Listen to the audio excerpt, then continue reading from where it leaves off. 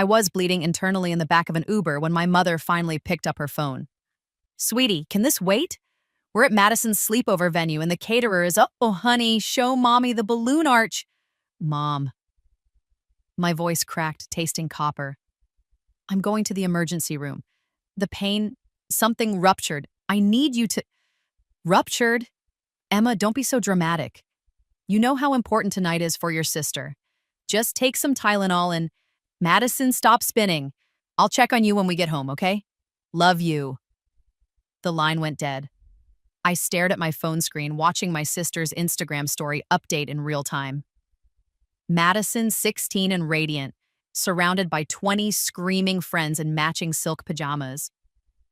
My mother, beaming, positioning herself in every shot. My father, probably writing the check for the private chef. The Uber driver's eyes found mine in the rearview mirror. Miss, you don't look good. Should I go faster? I nodded, pressing my hand harder against my abdomen. The pain had started 3 days ago, a dull ache I'd mentioned at breakfast. My mother had been reviewing Madison's sleepover checklist. My father had been on a conference call. Madison had rolled her eyes and said, Emma always has something wrong with her when I have events. That was the moment, I think.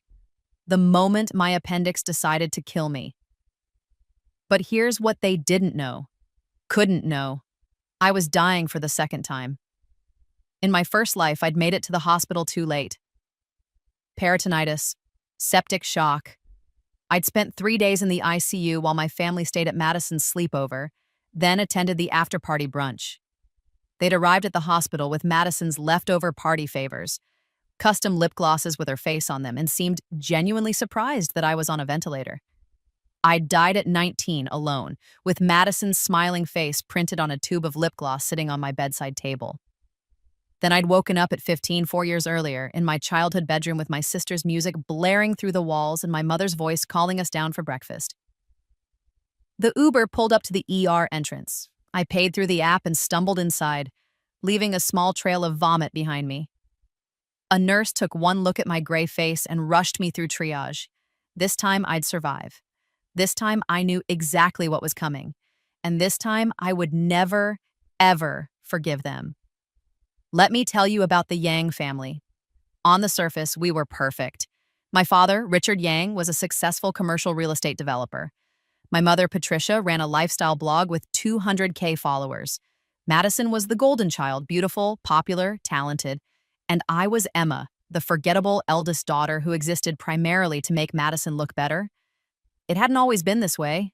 Or maybe it had, and I'd been too young to notice. My earliest memory, I was 6, Madison was 3. I'd won second place in a regional piano competition. I'd practiced for months, my small fingers struggling with the Chopin piece. When I came home with my ribbon, my mother had glanced at it and said, "Second place? Well, there's always next year." Madison had toddled over and grabbed the ribbon. My mother had laughed and taken a photo of Madison wearing it. That photo still hung in our living room, captioned, "Madison's first award." When I was 8, I'd made the mistake of being better than Madison at something. I'd scored higher on a standardized test. My father had frowned at my score sheet and said, "These tests don't mean anything anyway."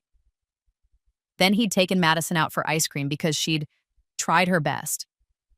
I'd learned quickly that excellence without Madison's blessing was disappointment. Mediocrity that didn't threaten her was acceptable. And needing anything, attention, money, time, when Madison wanted something was unforgivable. By the time I was 15, I'd perfected the art of being invisible. I'd stopped showing my parents my report cards, straight A's, but Madison got B's, so praising me felt like criticizing her. I'd stopped asking for new clothes. Madison needed a prom dress every month, apparently. I'd stopped mentioning my acceptance into the advanced science program. Madison had just been cut from the volleyball team and was going through something. I'd even stopped mentioning when I felt sick. In my first life, that silence had killed me. The appendicitis had started as a stomach ache on a Tuesday. I'd mentioned it casually at dinner. Madison had immediately announced that she needed the house empty on Friday for her sleepover, the social event of the year, apparently. 30 girls, a professional photographer, custom everything. My mother had spent the next 3 days planning. My father had spent them writing checks. Madison had spent them creating a Pinterest board. I'd spent them dying. By Friday evening, when I could barely stand, I'd called an Uber myself. I hadn't wanted to ruin Madison's night. Even dying, I'd been worried about being an inconvenience. That Emma had been a fool. The ER surgeon had been blunt. Another hour and you'd be dead. Where the hell is your family? I'd lied and said they were on their way. They'd arrived 48 hours later, annoyed that I was still hospitalized, upset that they'd had to miss Madison's after-party brunch. My mother had actually said, "Emma, you could have waited until Sunday to have this emergency." I died 3 days later, my body too poisoned to recover. But here was the gift of rebirth. I'd woken up 4 years earlier with every memory intact. I remembered the pain, the loneliness, the sight of Madison's Instagram stories playing on a loop while I coded on the operating table. I remembered my mother's irritation, my father's disappointment, Madison's complete indifference. I remembered everything, and I'd been given a second chance to rewrite it all. The first year after Rebirth, I tried to change things. I tried to be better, more noticeable, more worthy of their attention. I'd won awards, made honor roll, volunteered. Nothing worked. Madison remained the sun, and I remained invisible. The second year, I tried to build a case. I documented every dismissal, every forgotten promise, every time they'd chosen her over me. I'd planned to confront them, to force them to see the pattern. But I'd realized something crucial. They already knew. They'd chosen this. Every single time, they'd looked at both their daughters and decided one was worth more than the other. The third year, I'd started planning my revenge. By the fourth year, the year I was now living again, the year I would have died, I was ready. The surgeon who saved my life this time was Dr. Michelle Park, a woman with tired eyes and competent hands. She'd removed my appendix laparoscopically, treated the early peritonitis, and sat beside my bed in recovery with remarkable gentleness. "You got here just in time," she said. "Another few hours." "I know," I said. "I've done this before." She'd looked at me strangely, but didn't press. My family arrived 36 hours after my surgery. Madison's sleepover had ended that morning, followed by the goodbye brunch, followed by the post-brunch photo shoot. My mother rushed in with practiced concern, her phone already recording for her Instagram story. "Oh, my baby, I was so worried. The doctors wouldn't tell us anything over the phone." Lie. I'd put them as emergency contacts. The hospital had called 6 times. My father patted my hand awkwardly. "You gave us quite a scare, kiddo. But you're okay now, right? The doctor said you're fine?" Madison hung back, scrolling through her phone, occasionally glancing up to make sure she wasn't in any of Mom's videos. "I almost died," I said flatly. "But you didn't." My mother's smile was bright, plastic. "Thank God. Now we should talk about when you can come home. The nurses said maybe tomorrow? Perfect, because we have Madison's award ceremony on Wednesday, and Madison's what? The volleyball team is honoring her for best spirit, even though she got cut," my father explained. "We bought a whole table for the ceremony. You'll be recovered enough to come, right?" I looked at them, really looked at them. My mother, already thinking about the next photo opportunity. My father, already calculating the cost-benefit of my medical crisis versus Madison's schedule. Madison, not even pretending to care that I'd been in surgery. In my first life, I'd said yes. I'd checked myself out of the hospital early, attended Madison's ceremony, smiled for the photos. I'd died 2 days later because I'd been too weak to fight the infection. "No," I said. My mother blinked. "What?" "No, I won't be there. I'm staying in the hospital until the doctors clear me. I'm not leaving early for Madison's ceremony." "Emma." My father's voice had that warning tone. "Don't be selfish." Something crystallized in my chest, sharp and bright as glass. This was it. This was the turning point my rebirth had given me. "Get out," I said quietly. "Excuse me?" "Get out of my room, all of you."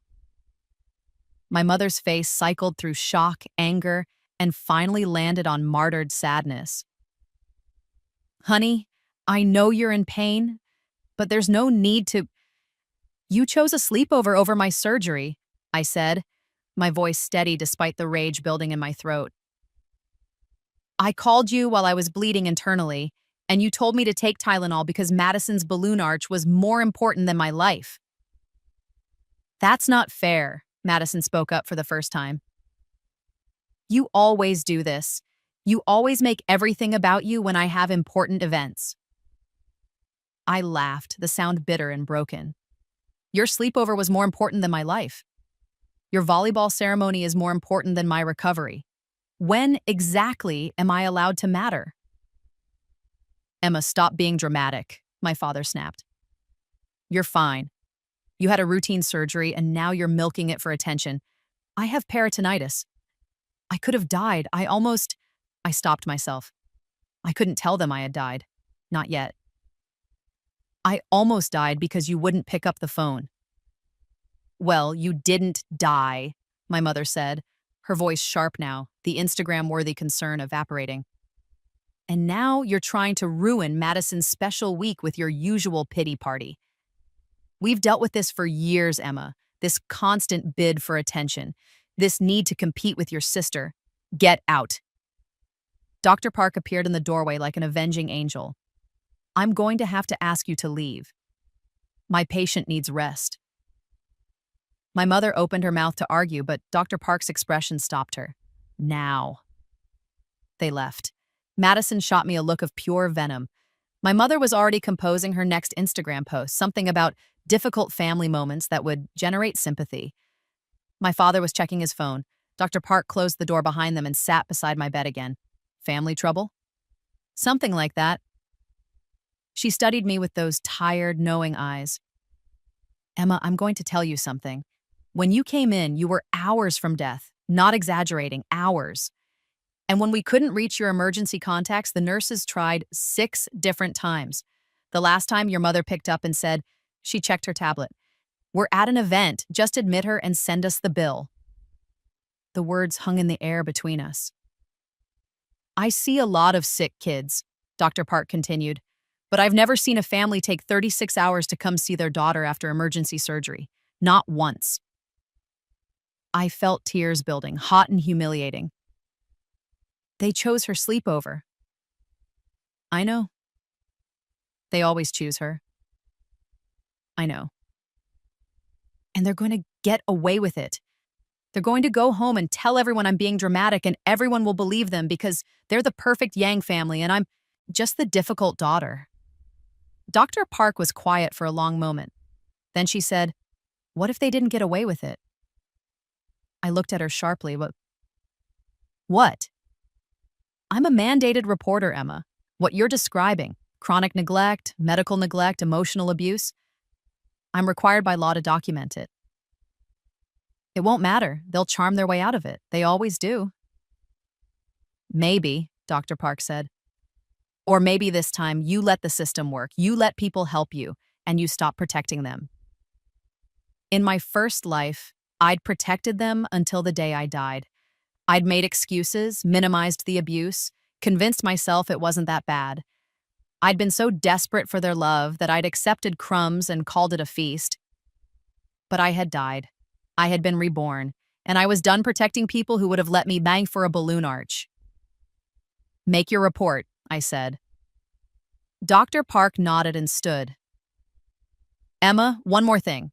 You mentioned earlier that you'd done this before. What did you mean? I looked at her tired, kind eyes and made a decision.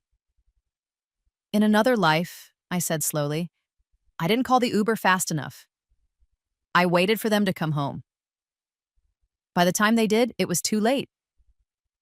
I died in the ICU while they were at Madison's after-party brunch. Dr. Park didn't laugh or call me crazy. She just nodded slowly, like I'd confirmed something she'd suspected. Then this time, she said, let's make sure you live.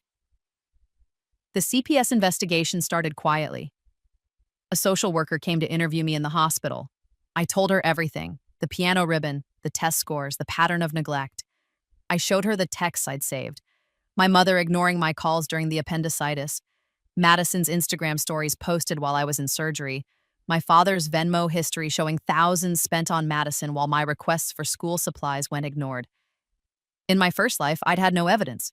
This time I'd been collecting it for 3 years. The social worker's face had grown grimmer with each piece of evidence.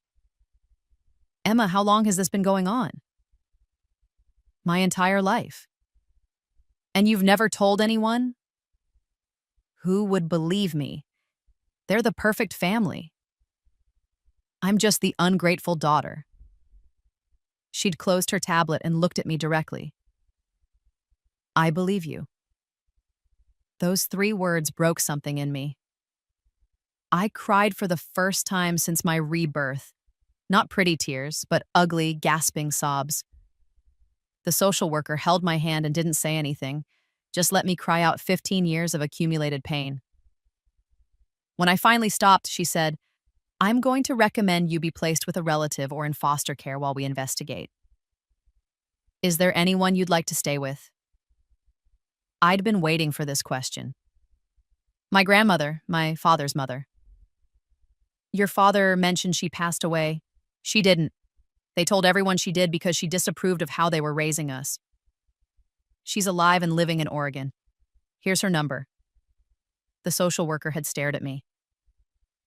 Your parents faked their mother's death? To avoid the inconvenience of her criticism, yes. This right here was my ace in the hole. In my first life, I'd discovered Grandmother Yang was alive entirely by accident. A letter forwarded to me after I'd already died, found among my belongings. But in this life, I'd tracked her down 2 years ago. We'd been corresponding in secret ever since. Grandmother Yang was a force of nature, a retired federal judge with the resources and temperament to destroy anyone who harmed her family. She'd cut off my parents after they'd refused to let her see me and Madison, claiming she was too harsh and didn't understand modern parenting. They'd told everyone she'd died in a car accident. They'd even held a fake funeral. When the social worker called her number, Grandmother Yang answered on the first ring. Is she safe? Were her first words. Yes, ma'am. Your granddaughter is safe. And my son, is he in custody yet? The social worker had looked stunned. Ma'am, we're just beginning the investigation. I've been waiting for this call for 10 years. Tell Emma I'm flying out tonight. Tell her she's never going back to that house. And tell my son, her voice had turned to ice, that his inheritance is now Emma's, every penny. I told him if he hurt my granddaughter, he'd regret it. He chose not to believe me.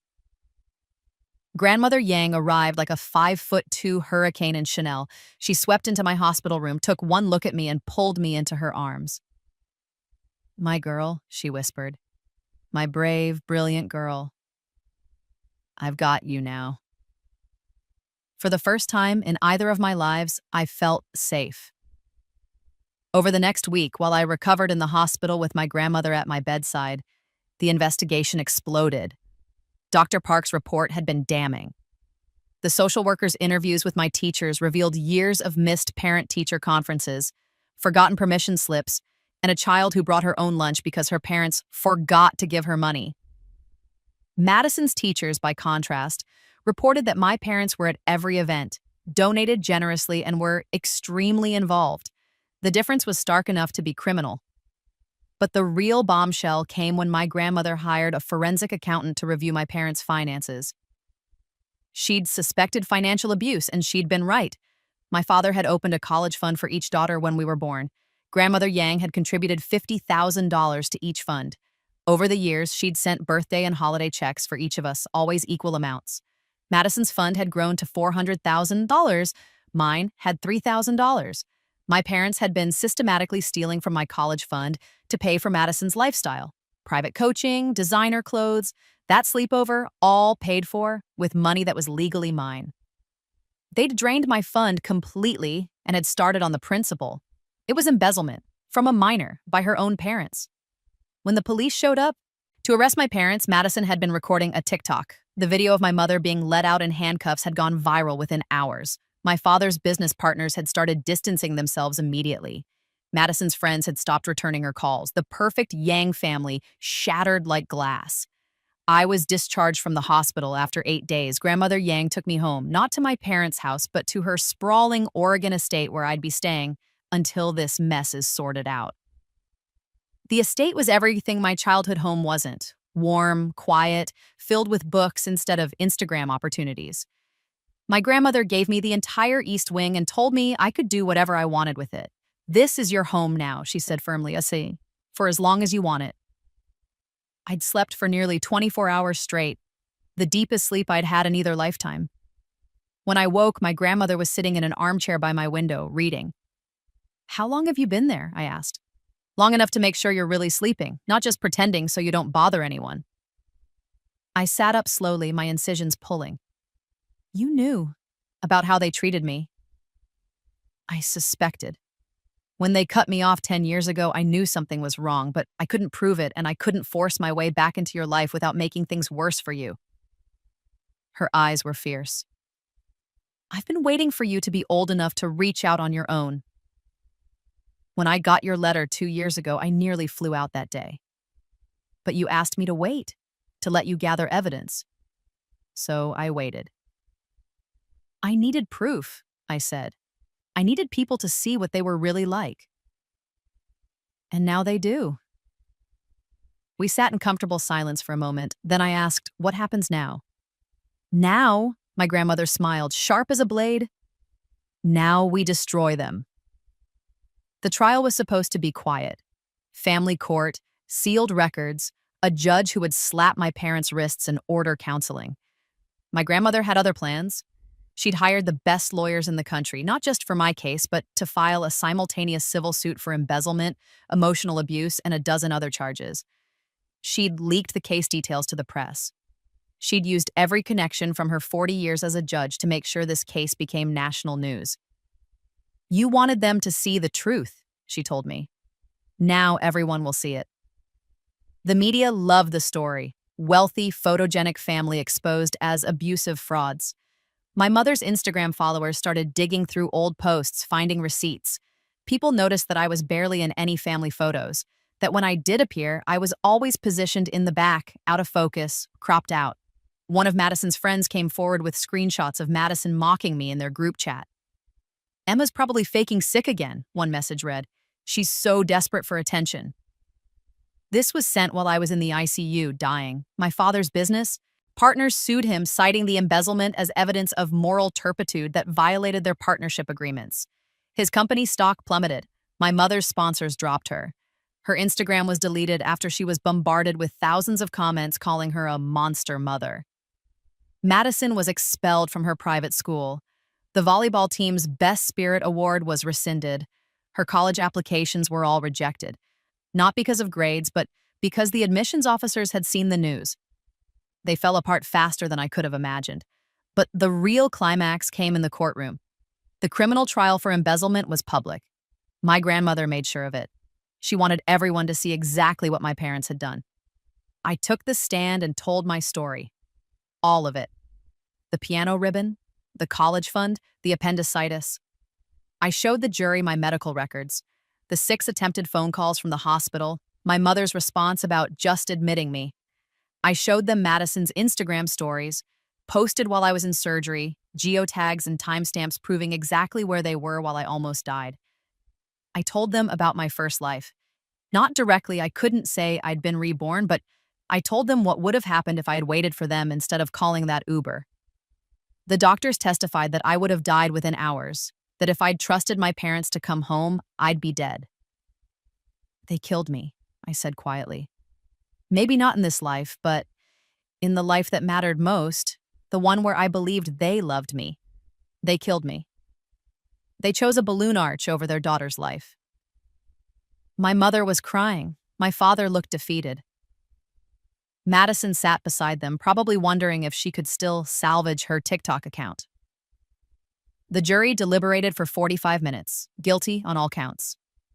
The judge, a woman about my grandmother's age, had removed her glasses and stared at my parents for a long, heavy moment. "In my 30 years on the bench," she said, I have never seen such callous disregard for a child's welfare by the people who should have protected her most. You stole from your daughter. You neglected her medical needs to the point of near death. You emotionally abused her for her entire childhood. And when confronted with the evidence, you have shown no remorse." She sentenced my father to 5 years in federal prison for embezzlement. My mother got 3 years plus supervised probation. Both lost custody permanently. Both were ordered to repay the $400,000 stolen from my college fund plus damages plus interest. The total came to $1.2 million. They were also ordered to liquidate their assets to pay it. The house, the cars, the designer clothes, all of it went to auction.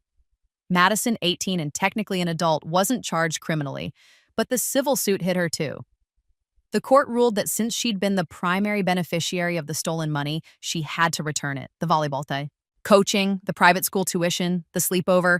The court traced every dollar back to my stolen college fund. Madison had to repay $350,000. She had nothing. She'd never worked, never saved, never had to. She filed for bankruptcy before the ink on the judgment was dry. The court also granted my grandmother full guardianship of me, despite me being 16. They cited the severity of the abuse and the need for a stable, loving environment during the victim's recovery. On the day my parents were taken into custody, I stood outside the courthouse with my grandmother. Reporters swarmed, shouting questions. One of them called out, "Emma, what do you want people to know?" I looked directly into the camera. I want people to know that children are not accessories.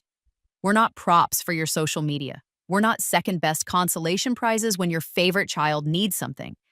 And when we tell you we're sick, we're dying, we need help, you don't get to choose whether that's convenient for you. I paused, letting the words sink in. My parents chose my sister's sleepover over my surgery. They chose a balloon arch over my life.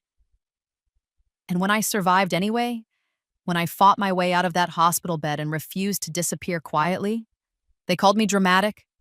They called me selfish. They called me ungrateful. The cameras were all on me now, every lens focused. But I'm none of those things, I said. I'm a survivor. And I want every child watching this who feels invisible, who feels like they're never enough, who's been told they're overreacting. You're not crazy. You're not too much. You deserve better. I looked directly at the camera. And to the parents out there who have a favorite child, your other child knows. They've always known. And one day, they'll stop trying to earn your love. One day, they'll walk away, and you'll deserve the loneliness that follows. My grandmother squeezed my hand. Behind us, I could see my mother being loaded into a transport van, still crying. Madison was being mobbed by former friends who'd come to watch the spectacle. My father looked smaller somehow, diminished. I felt nothing for them. Not hatred, not satisfaction, not even pity. Just relief that it was over. 3 years later, I stood on the stage at Stanford University, accepting my diploma. The scholarship had been easy to get once my story became public. Every major university had wanted the girl who survived the Yang family. I'd chosen Stanford because it was 3,000 miles from anyone who'd ever hurt me. My grandmother sat in the front row, beaming. Beside her were Dr. Park and the social worker who'd saved me, both of whom I'd stayed in touch with. Behind them were friends I'd made, real friends, who liked me for myself, not because I was related to someone more interesting. Madison was not there. Last I'd heard, she was working retail in Florida, living in a studio apartment, still trying to rebuild her social media following. She'd posted once about my sister who destroyed our family. The comments had eviscerated her. My parents were also absent. My father had been released after 3 years for good behavior. My mother had served 18 months. Neither had attempted to contact me. The restraining order might have had something to do with that. The house had sold for $2.3 million. After paying back my college fund with interest and covering legal fees, there'd been enough left over for me to start a nonprofit, the Second Chance Foundation, dedicated to helping abused children escape toxic families. Dr. Park was on the board. The social worker ran the day-to-day operations. My grandmother had donated the seed money, and I was the face of it, living proof that you could survive, thrive, and build something beautiful from the ashes of abuse. After graduation, my grandmother threw a party at her estate. Small, intimate, just the people who mattered. "Speech!" someone called out. I climbed onto a chair, laughing. Okay. So 4 years ago, I almost died. Actually, 4 years ago in another life, I did die. I died alone in a hospital bed while my family partied at my sister's sleepover. The room had gone quiet. But I got a second chance. I got to come back, to fight back, to refuse to be invisible anymore. And I learned something important. You can't make people love you. You can't earn it by being perfect, by being quiet, by needing nothing and giving everything. Love doesn't work like that. I found my grandmother in the crowd. But real love, the kind worth having, that's different. Real love shows up. Real love answers the phone when you're dying. Real love doesn't make you compete for scraps. I raised my glass. To second chances, to the people who help us survive them, and to never, ever settling for crumbs when you deserve the whole damn feast. Hear, hear, everyone chorused. Later that night, after everyone had left, my grandmother and I sat on the patio watching the stars. "Do you ever regret it?" she asked. "Going to war with your parents? Some people would say you should have forgiven them, given them another chance." I thought about it carefully. In my first life, I gave them chance after chance. I forgave them every day. I made myself smaller and quieter and less troublesome, thinking that if I could just be easy enough, they'd love me. And it killed me. I looked at her. In this life, I chose myself. I chose survival. I chose justice. And I don't regret it for a second. "Good," my grandmother said firmly. "Because you deserved better. You always did." We sat in comfortable silence, and I thought about the girl I'd been. Both versions. The girl who'd died waiting for a love that would never come. The girl who'd been reborn and decided to fight. I'd won. Completely, totally won. I had my money back, my degree, my freedom. I had people who loved me, a future I'd built myself, a life worth living. My parents had nothing. Madison had nothing. The perfect Yang family was destroyed, and I was the one who'd destroyed it. Some people might call it revenge. I called it justice. But honestly, the best part wasn't their downfall. It wasn't the trial or the money or the vindication. The best part was this. I was happy. Genuinely, fully happy in a way I'd never been in my first life. I woke up every morning excited for the day. I had plans, dreams, people who cared if I lived or died. I had a grandmother who loved me unconditionally. I had a purpose. And I'd learned the most important lesson. You can't make people see your worth. But you can make sure the people who refuse to see it pay the price. Years later, I got a letter from Madison. It was forwarded through lawyers. She wasn't allowed to contact me directly because of the restraining order. The letter was long, rambling, desperate. She was sorry. She hadn't understood.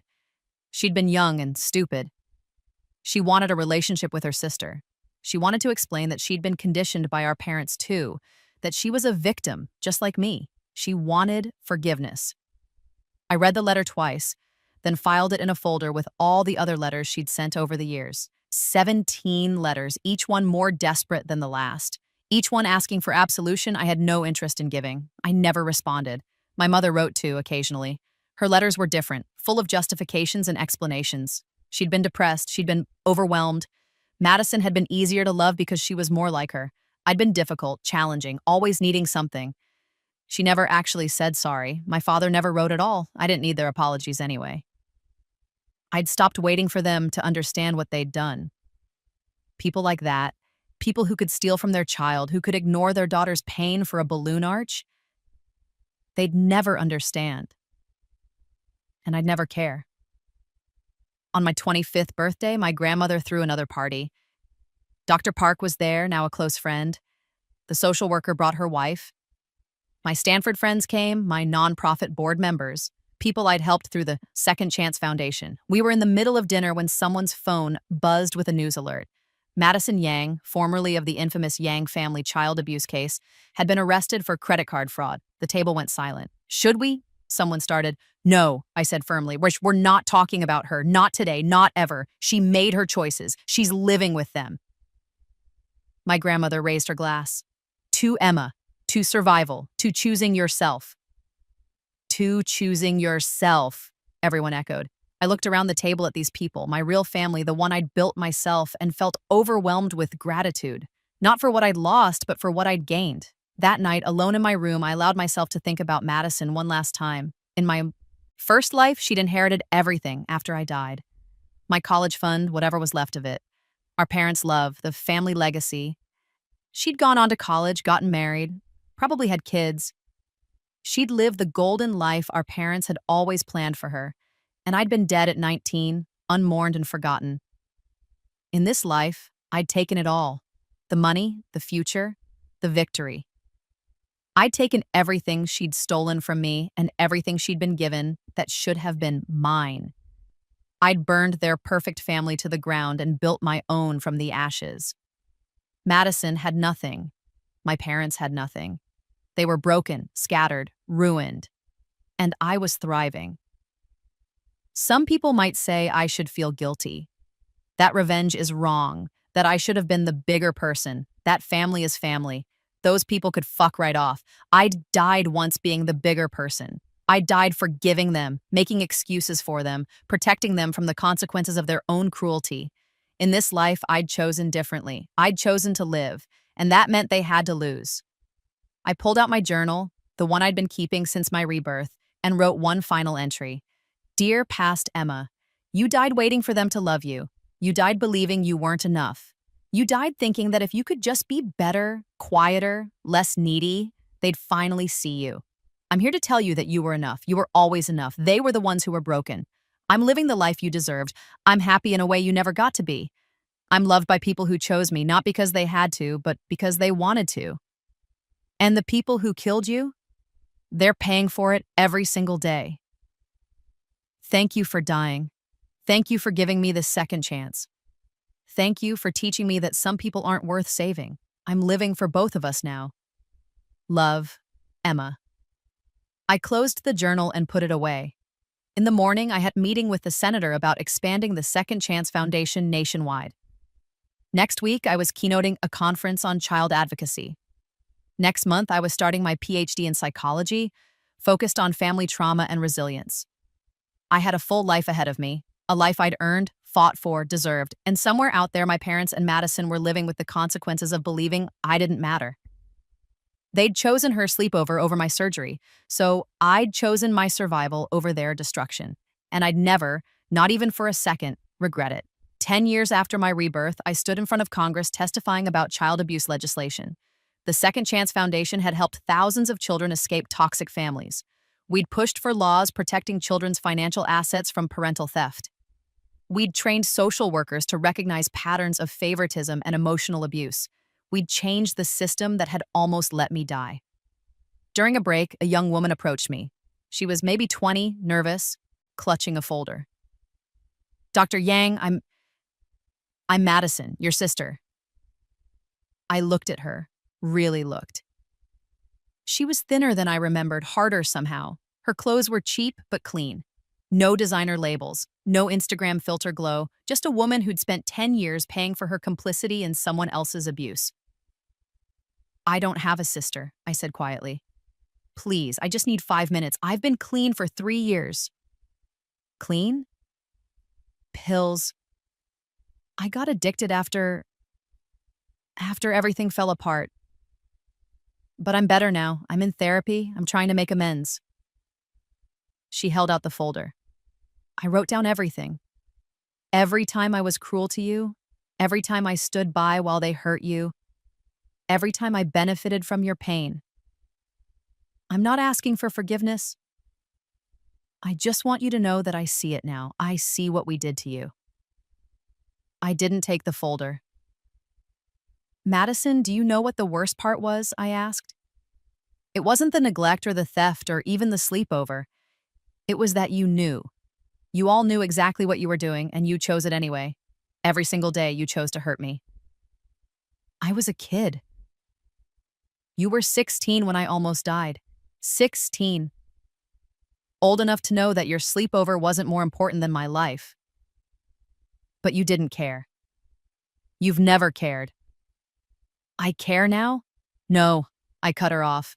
You regret the consequences now. You regret losing your life of luxury, your followers, your easy path. But you don't actually care about me. If you did, you would have cared 10 years ago when it mattered. Madison's face crumpled. What do you want from me? I've lost everything. My friends, my family, my future. I worked 2 jobs just to afford my apartment. I'll never have the life I could have had. Good, I said simply. That's exactly what should have happened. You're so cold now, she whispered. What happened to you? I smiled, and it wasn't kind. You did? All of you. You happened to me. And I decided I'd rather be cold and alive than warm and dead. I walked away, leaving her standing there with her folder of apologies I'd never read. That night, I called my grandmother. Madison found me today, I said. Oh, how did that go? I walked away. Good girl. Grandma, do you think I'm cold? Heartless? She was quiet for a moment. Emma, let me tell you something. When I was young, I was a prosecutor. I put away rapists, murderers, child abusers, and people used to tell me I was cold, heartless, that I should have more compassion. Do you know what I told them? What? I told them that protecting the innocent requires being unmoved by the tears of the guilty. Your parents and sister destroyed your childhood. They stole from you, neglected you, almost killed you. And now that they face consequences, they want compassion? She laughed, sharp and bitter. They can want. They deserve nothing. And you owe them less than nothing. I don't feel guilty, I admitted. Is that wrong? They're suffering and I feel nothing. That's not nothing, darling. That's justice. That's survival. That's proof that you've healed enough to stop lighting yourself on fire to keep them warm. After we hung up, I sat in my hotel room looking out at the DC skyline. Tomorrow, I'd testify again. My words would help pass legislation protecting children like I'd been. The Second Chance Foundation would expand. More kids would escape. More abusers would face consequences. I'd built all of this from the ashes of my first life. And yes, Madison was right. I was cold now. Cold and hard and unforgiving. But I was alive. And in the end, that was the only revenge that mattered. Surviving them, thriving after them, and building a life so beautiful that their absence didn't even register as a loss. 15 years after my rebirth, I published a memoir. After Rebirth, a survivor's story. It detailed everything, the abuse, the neglect, the appendicitis, the trial, the aftermath. It became a bestseller within weeks. The book tour was exhausting but satisfying. At every event, people came up to me with their own stories. Children who'd been scapegoated by their families, adults who'd finally cut off toxic parents, people who'd been told they were dramatic, sensitive, too much. You gave me permission to walk away, one woman told me, crying. I thought I had to keep trying to earn my mother's love. But reading your book, I realized she's never going to love me. Not the way I need. So I stopped trying, and I'm happier now than I've ever been. That was why I'd written it. Not for Madison or my parents to read and feel sorry, but for everyone else out there who'd been taught that love means suffering, that family means endurance, that forgiveness is mandatory. During one event, a reporter asked, "Do you have any regrets? Anything you wish you'd done differently?" I thought about it carefully. In my first life, I regret everything. I regret being quiet, being small, being endlessly forgiving. I regret dying without ever telling them how much they hurt me. And in this life, I regret nothing. Not the trial, not the restraining order, not refusing Madison's letters. I regret nothing because everything I did was in service of one goal, staying alive. Even though it meant destroying your family? They destroyed themselves, I corrected. I just refused to die quietly while they did it. The question everyone asked, though, was always the same. Do you think they've changed? Do you think they understand now what they did? My answer never varied. I don't know and I don't care. Their growth, their redemption, their understanding, none of that is my responsibility. I'm not their teacher, their therapist, or their path to absolution. I'm the child they abused, and I'm under no obligation to help them become better people. But what about forgiveness? Someone always asked. Don't you want to forgive them and move on? I have moved on, I'd say. Moving on doesn't require forgiveness, it requires building a life so full that their absence isn't a loss. After one event, an older woman waited until the crowd cleared. She approached slowly, carefully, like she was afraid I'd bolt. Dr. Yang, I'm someone's mother. I think I'm your mother. Not literally, but I think I've been failing one of my children the way your parents failed you. I set down my pen. Go on. I have 3 kids. 2 of them are easy, social, athletic, high achieving. My youngest is quiet, sensitive, always reading, always in her own world. And I've realized, listening to you talk, that I don't make the same effort with her. I don't go to her things. I don't ask about her interests. And when she tries to tell me things, I'm always distracted by her siblings. Tears were running down her face. I don't want to be your mother. I don't want my daughter to write a book like this in 20 years. But I don't know how to change. This was the moment I'd been waiting for, the moment that made all of this worthwhile. First, I said, acknowledge it to her. Don't make excuses, don't minimize it. Just tell her, I've been failing you and I'm sorry. Second, change. Action, not words. Show up to her events. Learn about her interests. Make her feel seen. Third, be patient. You've hurt her. Healing takes time. She might not believe you at first. She might test you. Let her. Prove you mean it. And if it's too late, if she's already too hurt, then you accept that, I said firmly. You don't guilt her into forgiving you. You don't make your redemption her responsibility. You live with the consequences of your choices, and you do better with any other children in your life.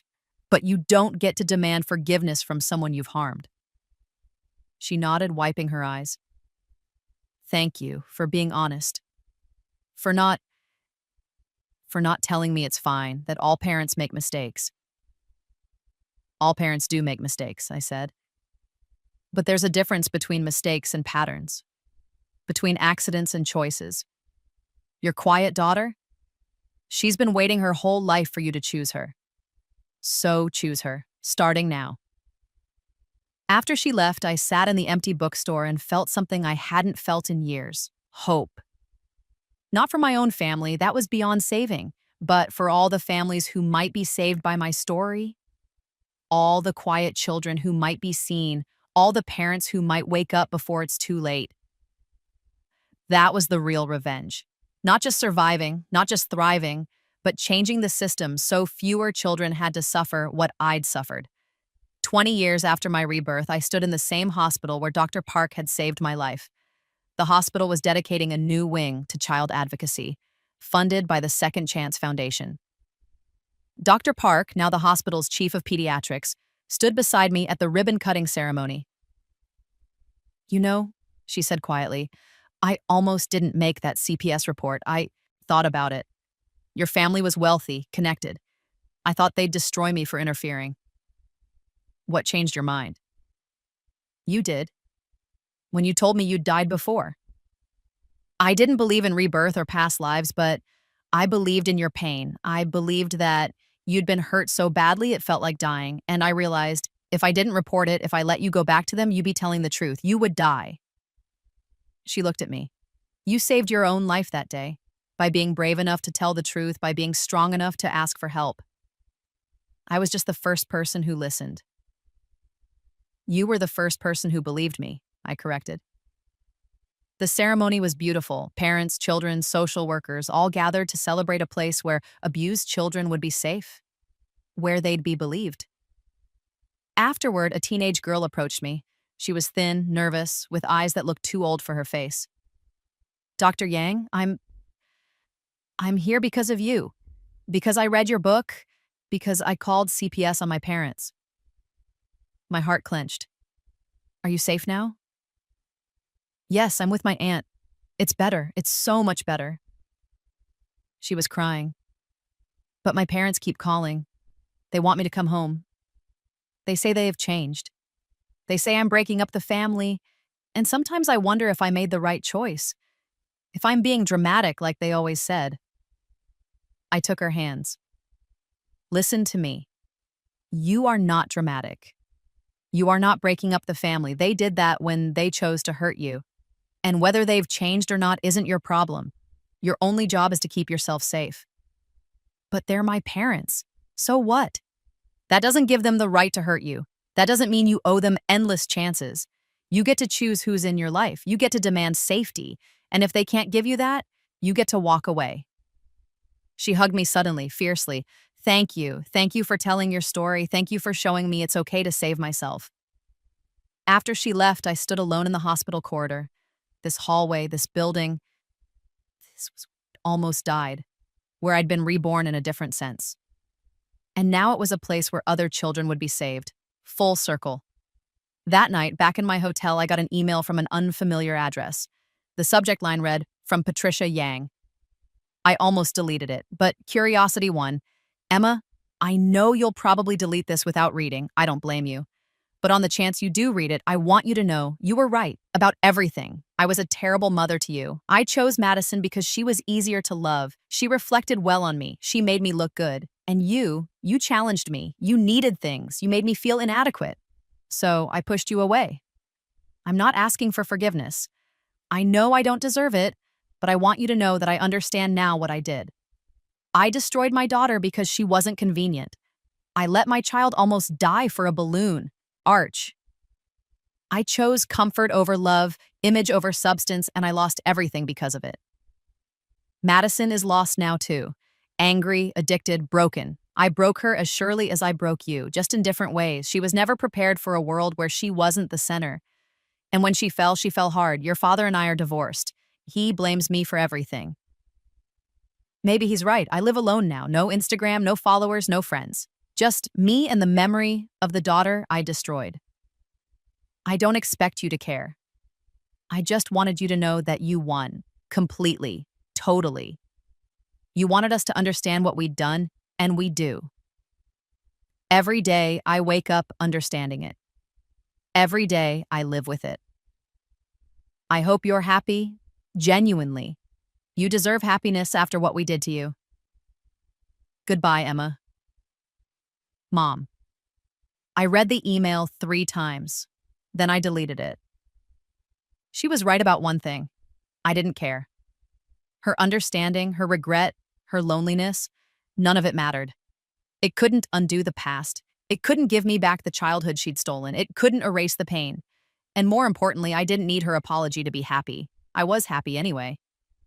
That was the real victory, not that she was sorry, but that her sorrow was irrelevant to my joy.